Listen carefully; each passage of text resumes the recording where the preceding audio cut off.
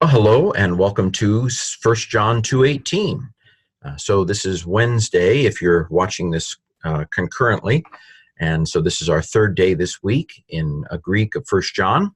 So go ahead and see if you can translate that. And then I'll give you my translation. And now I'll give you my translation. So here is my translation. Little children, last hour it is, little Yoda going there. It's the last hour. And just as you heard that Antichrist comes or is coming, even now many Antichrists have come to be. Whence we know that last hour it is, that it is the last hour. Now, of course, those of you, well, probably all of you have heard the whole idea about a figure called the Antichrist. Well, I have bad news for you if you really like that theology. There is nowhere in the Bible that it talks about the Antichrist. Now, the book of Revelation talks about a couple beasts, the beast from the sea and the beast from the land. We have a man of lawlessness in 2 Thessalonians, but this is the only place in the Bible where the word Antichrist is used, and it is not the Antichrist. It is Antichrist. And I think it's significant because I don't think that John is talking about a specific individual in this verse. He is talking about those who oppose the Christ. And there are many who have opposed the Christ. And there are always many who oppose the Christ. There are people in the church who are actually antichrists, unfortunately. As a matter of interpretation, this is not talking about a single figure. It is not talking about necessarily a specific future figure. It is talking about those who oppose Christ. And in particular, I think John has in mind the Gnostics, that actually tomorrow in 1 John 2:19, we're going to come across this group that had separated from John's community, a group of Docetists, probably, who believed that Jesus only seemed to be human. And so this is the beginning of a new paragraph here. You've heard that, it's the last hour. Of course, it's been the last hour for 2,000 years. That's something to keep in mind, but we should always live as if it's the last hour. We're in the last hour, the in-between time, the now and not yet, the middle of time, der Mitte der Zeit. Anyway, for you German fans out there, Hans Kanzelmann. But anyway, it is the last hour. Antichrist is coming. Many Antichrists have already come, and they're still here. Whence we know that it's the last hour, because if it's the last hour, they're Antichrists. Okay, let's dig into this translation a little further. My little children, last hour it is. There you have it. Not a hard translation. More on the grammar in a second. And just as you heard that Antichrist is coming, and just as you heard that Antichrist is coming, there you have it. Now, by the way, I didn't translate it an Antichrist because that's assuming that the categories of Greek are the same as the categories of English.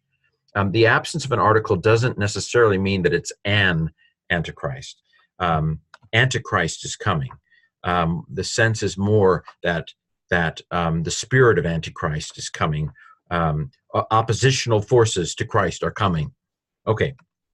And even now, many Antichrists have come to be. This is kind of a Hebrew thing to put the adjective after the noun it goes with. Maybe a little hint that John his love language is not Greek, but Aramaic.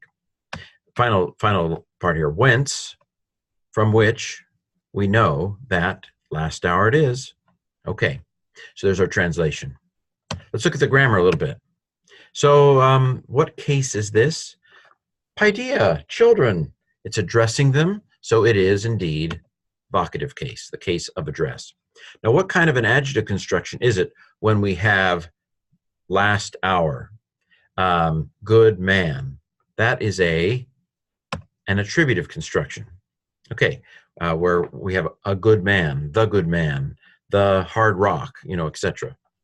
As opposed to the rock is hard. That would be predicative. That's a different construction. Okay, next line.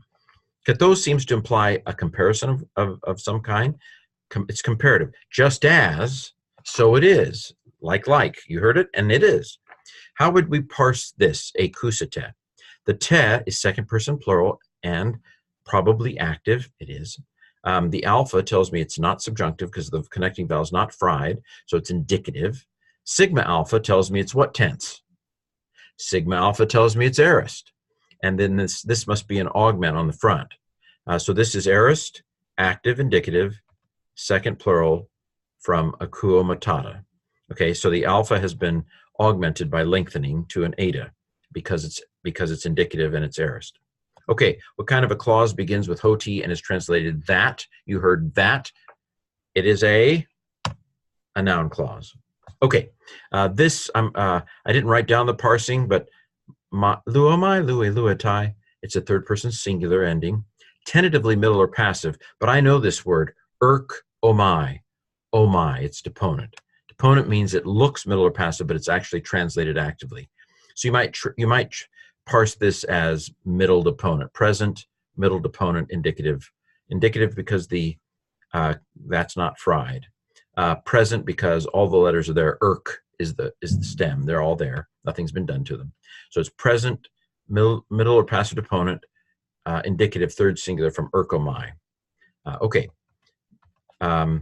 Even now, many antichrists have come to be. Here's another attributive construction. What is the parsing of this? Well, I can see that there's a little bit of stuttering, as if you would, at the beginning here. This got a little beside itself and put an epsilon in the middle, so it's perfect tense. So this is a perfect. Si, oase, amen, eta, usi, is often a third person plural ending. So this is a perfect, and it's active indicative. That's not fried. This is an active ending. So it's perfect active indicative, third plural, and it's from ginomai. Actually, figuring out what word it's from is perhaps the hardest. I've just memorized. You can see G-I-N, G-O-N, G-E-N. The middle vowel changes a little from tense to tense, but it's the same G vowel N for this particular word, ginomai, to become or to come to be. And last one, whence we know that it is the last hour. Another noun clause, but I don't have any analysis there. Okay, so see if you can pronounce this. I'll pronounce so pause, I'll pronounce it. Pause, play, I'll pronounce it. Pause, play, I'll pronounce it.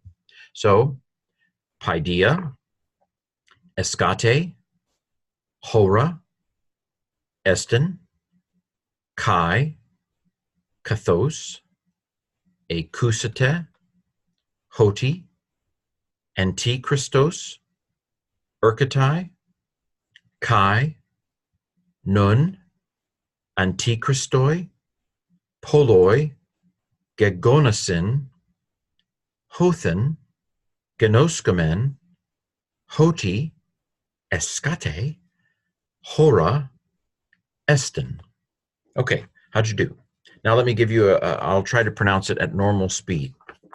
Paideia, escate hora estin, kai kathos akusete hoti antichristos erkatai, kai nun antichristoi paloi gegonasin, hothen genoskomen hoti escate hora estin.